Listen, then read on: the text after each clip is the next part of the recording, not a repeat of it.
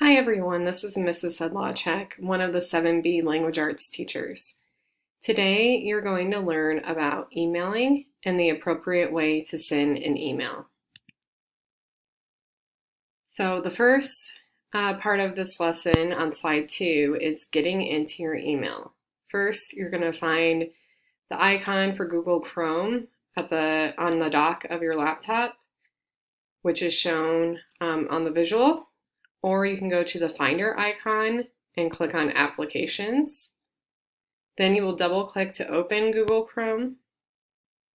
Number 3, you can find the Google Apps icon in the upper left or upper right corner and click on that. It has the squares, little tiny squares around that are different colors. And then you can find the icon for Gmail and click on it. The next part of the lesson is reading and composing messages. First, new messages will be in bold at the top of your page when you open your email. Number 2, to send a message, you will click on the Compose button that has a little plus symbol next to Compose. Next, the main parts of an email message. The recipients also mean who you are sending to. This is who is receiving the email. You will enter all Westside emails with the first few letters of the recipient's last name. His or her name should then populate or show up. You will need to make sure you know the recipient's first name because there are likely several people that have the same last name in the district. You will need to make sure you have the correct email address so you're not emailing the wrong person. Also, make sure you check the spelling of the address before you move on.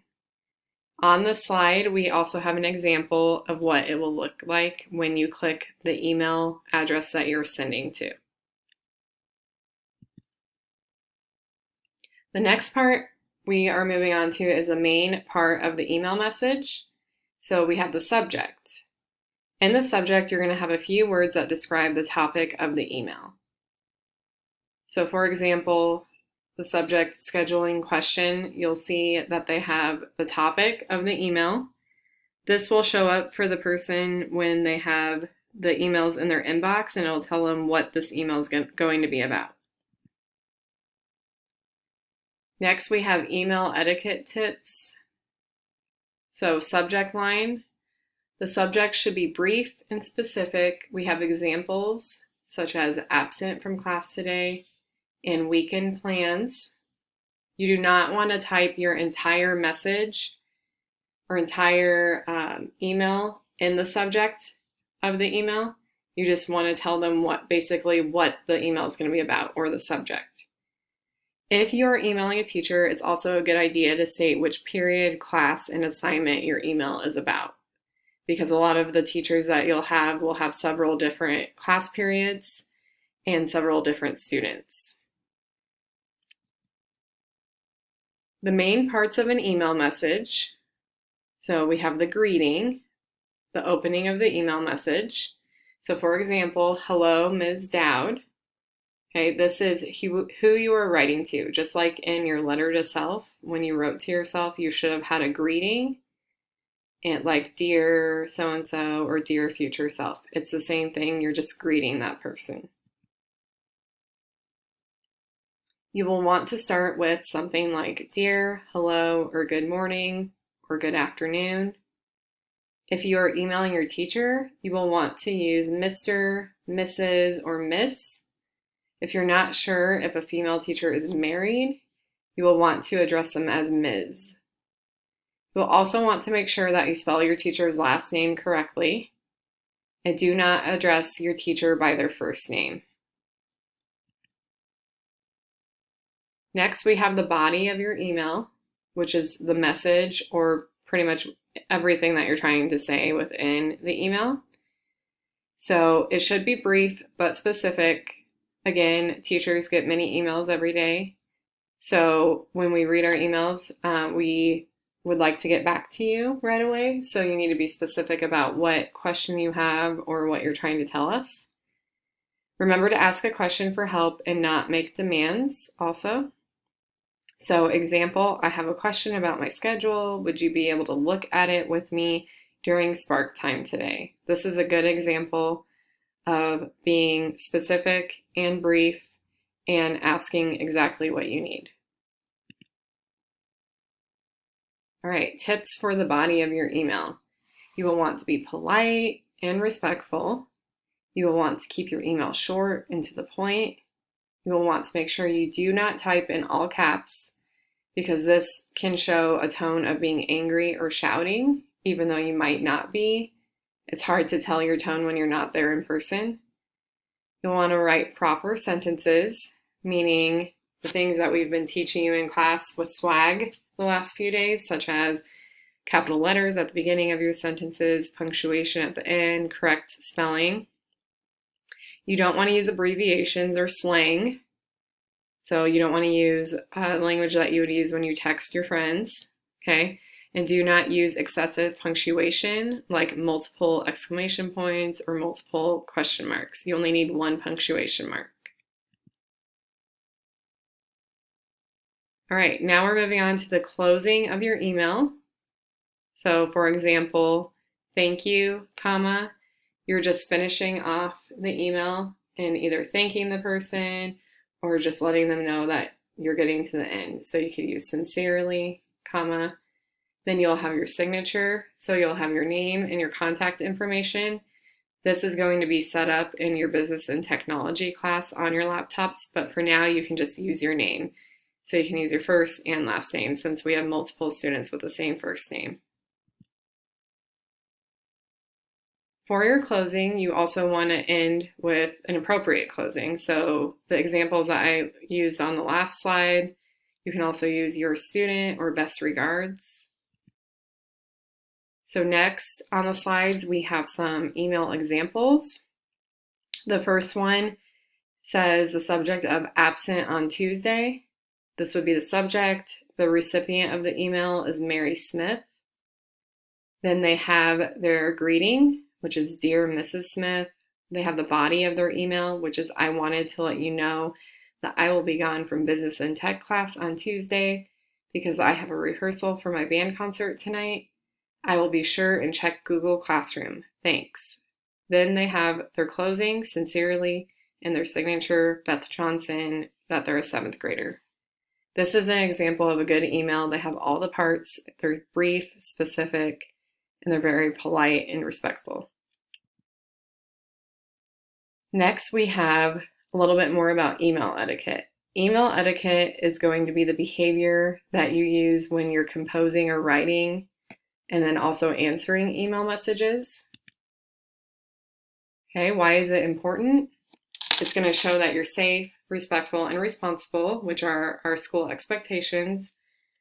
You're showing digital citizenship and that you can effectively communicate in a digital world, which is very important in today's world.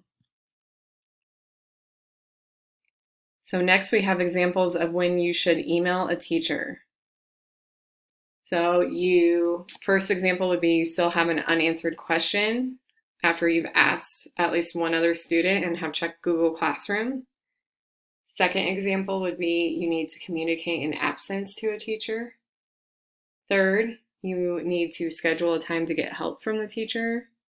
And lastly, after you've waited 24 hours or a full day for a response. This is especially important for the days that you are not at school. Next, we have examples of when you should not email a teacher. You should not email us if you need to discuss personal information, you're upset, okay? Email is awesome, but it's not always the best way to communicate a message. You need to use your email for general information, clarification. Anything else might need to be talked about in person with your teacher, or maybe it needs to be addressed to somebody else. Very important, before you click send on your emails, you need to proofread your email for spelling errors or grammatical mistakes. You also need to make sure that you're using a polite and respectful tone in your email. And you need to remember not to put anything in an email that you would not want other people to see. Email is not private, and it also can be archived for a very long time. So even if it's deleted, they can trace back to it. So you want to make sure they keep a very good paper trail and aren't putting things in there that you don't want to be seen by other people. Next, we have some examples of emails that have something wrong with them. Email number 1. In this email, it's written to Jane Smith. The subject is essay. Then it says, "Dear Mrs. Smith, I can't possibly get my essay done by Friday, so I will turn it in on Monday. Thanks, Mary Parker, 7th grade."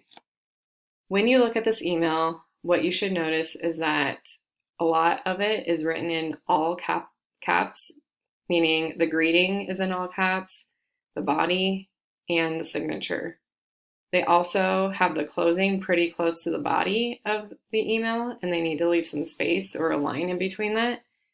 Remember earlier we talked about not writing in all caps because it can show that maybe you're angry or upset, okay? If you're sending this to a teacher, you're probably not going to get a great response, as good of a response as you would if you use proper grammar. Okay, then this just shows exactly what we just talked about. Also, the body has excessive punctuation within it at the end with the exclamation points. Okay, email number 2, written to Jane Smith. The subject is, "Cut me some slack, please. Hey, Ms. S. I just can't get it together to get all my stuff done this week. Could you cut me some slack on the due date for that essay? Later Gator, 4th grade student, 7th grade." When you look at this email, the first thing you should notice is the subject is too long. It's also using all capital letters at the end, and it has a very rude tone. Second thing, "Hey, Miss S" is not an appropriate greeting, and it's missing the teacher's last name. Third, the body has slang in it, such as done, D-U-N. Next, not an appropriate closing. Later Gator is not appropriate to be using when you are emailing your teacher. And lastly, there's no first and last name in the signature.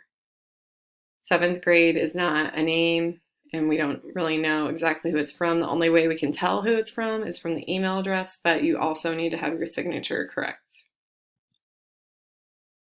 Email number 3. Jane Smith is who it's to again. Subject is, "Essay is fine." It reads, "Hello, Mrs. Smith. I spent the whole night working on my essay, and I can't believe you gave me an F. Who do you think you are? I had my friend read my essay, and she thought it sounded great. Bye. Alexis Johnson, 7th grade."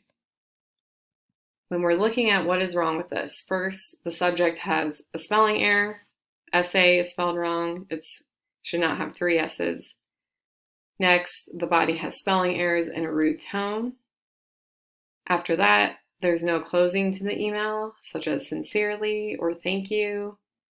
And then the body has excessive punctuation with exclamation points, which makes it read a little bit different than what they're probably trying to mean.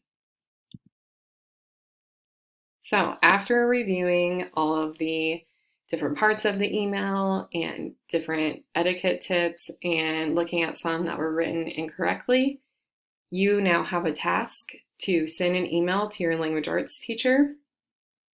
We want you to show that you have reviewed this lesson and that you know how to write a correct email. So the directions are: write an email to your language arts teacher. At the bottom, you will see our email, but you can also use the email and try to populate the email the way that I described it earlier in the slides. At the bottom, we have Mrs. Sedlacek, and you can also email her student teacher, Mr. Brown. And then if you have Miss Christensen, you will need to email her.